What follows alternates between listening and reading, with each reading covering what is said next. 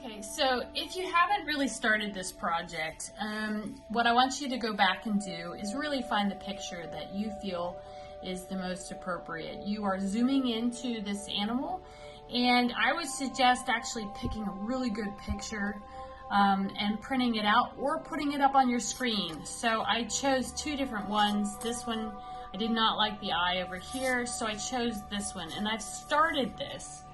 And what I've ended up doing was I ended up choosing this because based on the fact that I had black and I had several different types of blue. And so what I want to show you in this video is that we're actually overlapping a lot of the colors. So we are basically taking the color and we are doing light shades of this lighter blue first.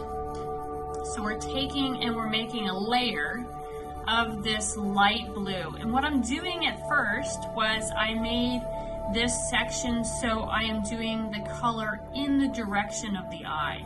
And then as I move up toward the black part of the eye, I am actually making it, I'm going to make it darker. So I want to press down on my pencil just a little bit more as I get closer to the darker section.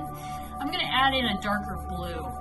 But what I'm doing is I'm just doing it light at first, adding several layers so that I don't end up having just one shade of blue over the whole entire eye.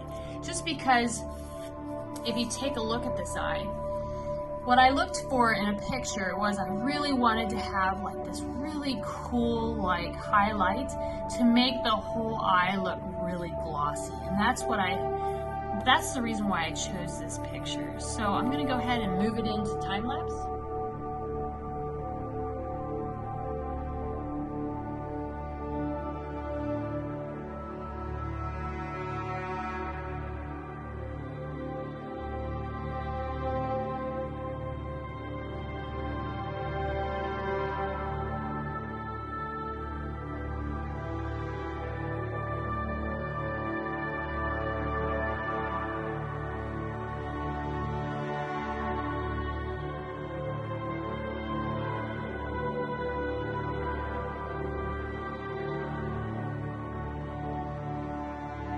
So I'm going to go ahead and actually put cross-hatching in this section here later.